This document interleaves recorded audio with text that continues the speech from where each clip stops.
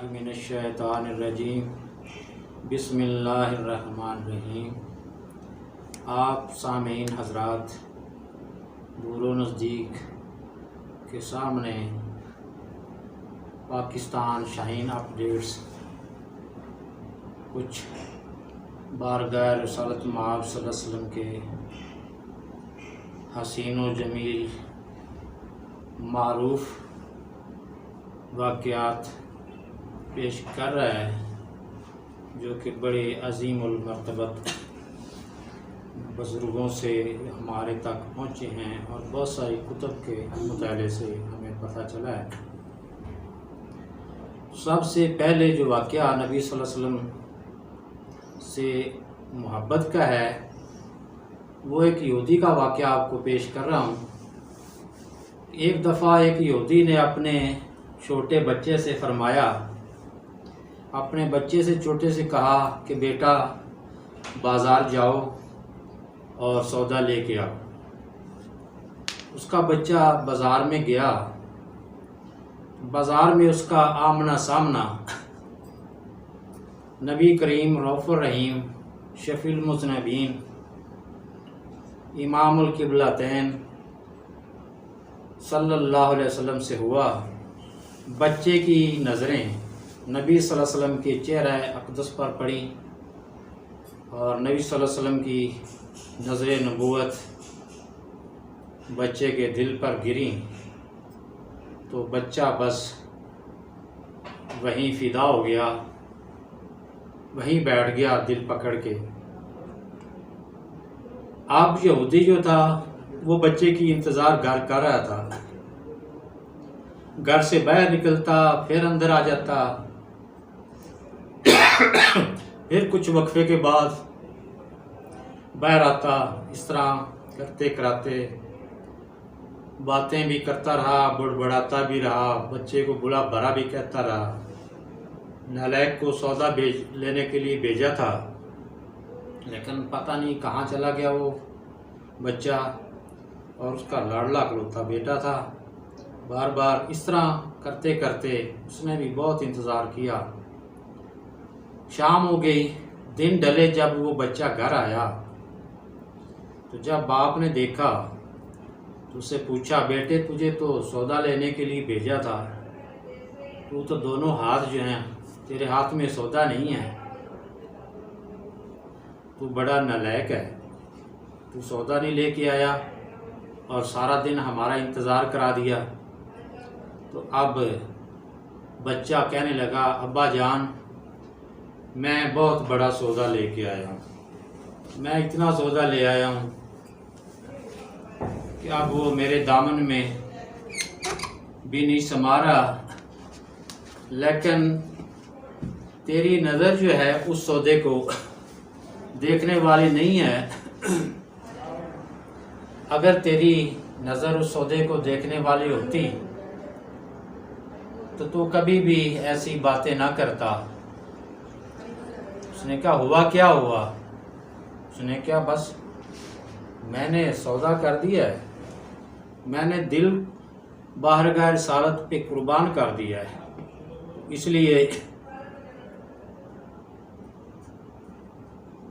अब वो मेरा महबूब हस्ती है, उसके बगैर मेरा जीना मरना उनके बगैर नामुमकिन है। यहूदी ने कहा कि अब मेरे बच्चे पे जो है ना वाकई वो जो मशहूर है ना दुनिया में, शहर में, तो वो जादूगर जिसके भी सामने आ जाता है वो अपना सब कुछ खो देता है, उस पर फ़िदा हो जाता है और उसका दीवाना हो जाता है।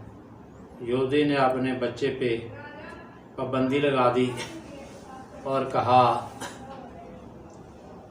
कि इस बच्चे को अपनी चार दीवारी से आज बाहर नहीं जाने देना, कहीं ऐसा ना हो कि उनसे दोबारा इनका वास्ता बढ़ जाए और ये कहीं का भी ना रहे।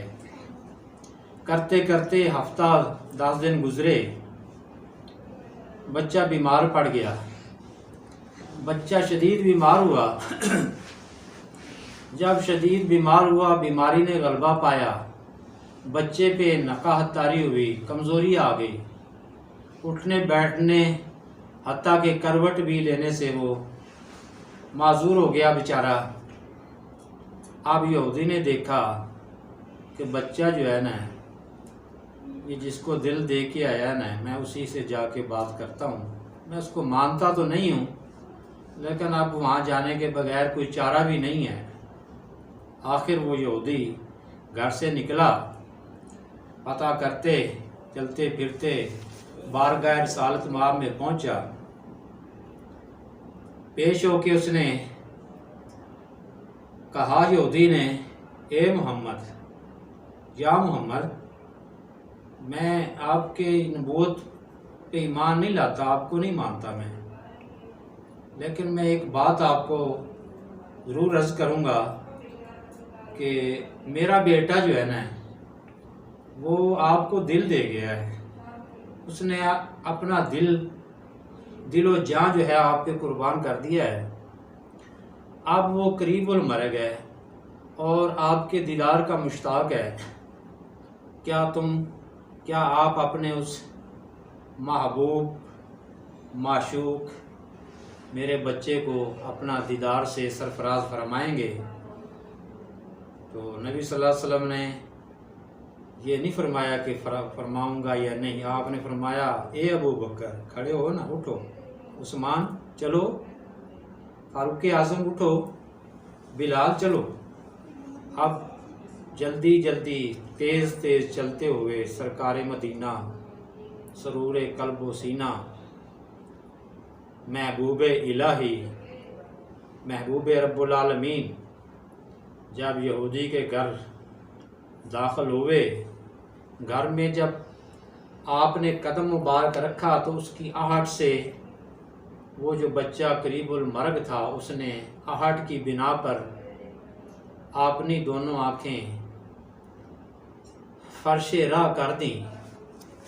دیکھا سرکار کے چہرے پہ نظر پڑی، زندگی دوبارہ سے لوٹ آئی، ہوش و حواس، اس کی باڈی، اس کا جسم بڑا جو کہ لاغر ہو چکا تھا، توانا نظر آیا، ایک زندگی کی لہر دوڑتی ہوئی نظر آئی۔ سرکار مدینہ صلی اللہ علیہ وسلم اس کے پاس تشریف فرما ہو گئے، فرمایا، بولو بچے۔ وہ کہنے لگا، یا رسول اللہ، میرے پاس تو کچھ بھی نہیں ہے، میں کیا بولوں؟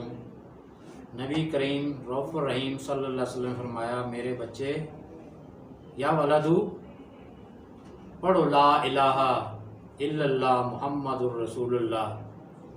جب بچے نے اپنی زبان سے پڑھا لا الہ الا اللہ محمد الرسول اللہ، کلمے کا نور اس کے روح میں داخل ہوا اور بچے کی روح جو تھی وہ پرواز کر گئی۔ انا للہ و انا الیہ راجعون۔ نبی کریم رؤوف الرحیم صلی اللہ علیہ وسلم اٹھ کر اپنے صحابہ سے فرمایا، چلو۔ جب سرکار واپسی کے لیے چلنے لگے تو یہودی نے آ کے آپ کا راستہ روک لیا۔ یہودی کہنے لگا، اے محمد، میں آپ کا مخالف ہوں، لیکن میرا بیٹا آپ کو دل دے چکا ہے،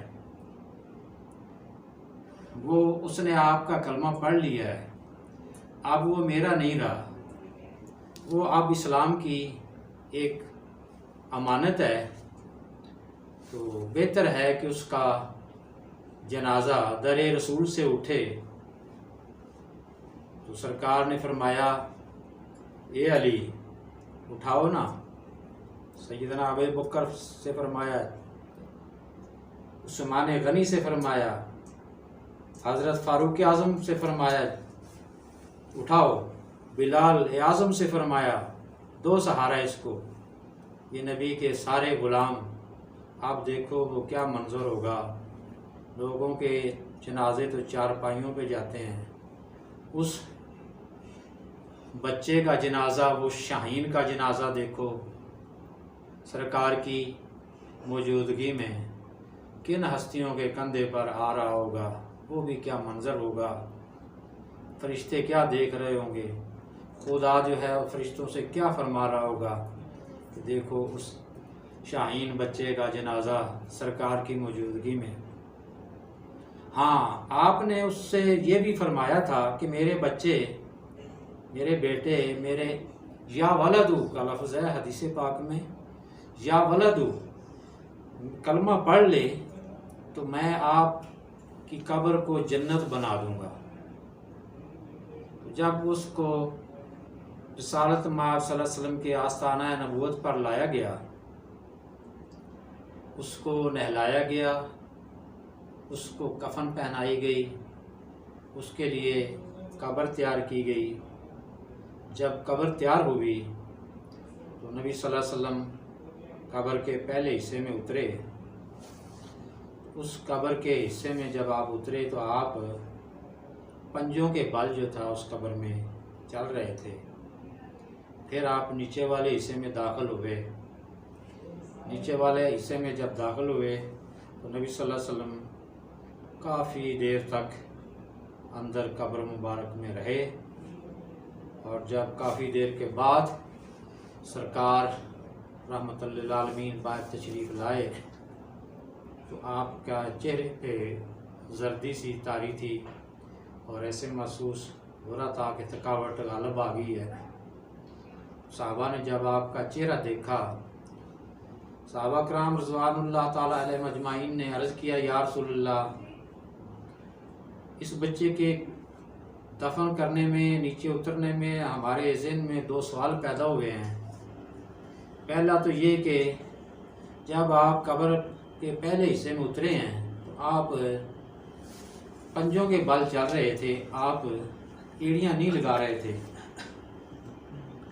تو سرکار نے فرمایا کہ میں پنجوں کے بل اس لیے چل رہا تھا کہ فرشتے اتنے اتر آئے تھے، اور ہر فرشتہ جو تھا وہ اپنے پر پھیلا رہا تھا تاکہ میرے قدم جو ہیں ان کے پروں کے ساتھ ٹچ ہو جائیں، میرے پاؤں ان سے لگ جائیں، مس ہو جائیں۔ لیکن میں بچا رہا تھا، کوشش کر رہا تھا کہ میرے قدم جو ہیں، قدم مبارک سرکار کے، وہ دیکھو چاہت فرشتوں کی کہ وہ چاہ رہے ہیں کہ ہمارے پروں کے ساتھ قدم مبارک لگیں، میں ان کے پروں کو بچاتے ہوئے اس لیے وہ میں پنجوں کے باہر چل رہا تھا۔ رہا یہ مجھ پہ جو تھکاوٹ یا نکاہت یا یہ میرا رنگ جو تھا زرد پڑ گیا ہے، اس میں وجہ یہ ہے کہ میں نے اس بچے سے وعدہ کیا تھا کہ میں تیری قبر کو جنت بناؤں گا، تو میں پھر قبر میں چلا گیا ہوں، اس کی قبر کو میں نے جنت بنایا، اور جنت میں جو تھی حور و غلماں تمام جو تھی اللہ تعالیٰ کی نوری ملکوتی مخلوق وہاں تشریف لے آئی تھی، اور ان کا اتنا رش ہو گیا تھا کہ وہ مجھ سے مس کر کر کے گزر رہی تھی۔ ان کو بچاتے ہوئے، ان سے بچتے ہوئے مجھ پہ یہ تھوڑے سے نکاہت کے، کمزوری کے آثار نمودار ہوئے ہیں۔ اس سے پتہ چلتا ہے کہ حور و غلمان بھی نور سے ہیں، فرشتے بھی نور سے ہیں، لیکن میرے نبی کا نور ان سے بھی لطیف ہے۔ وما علینا الا البلاغ المبین۔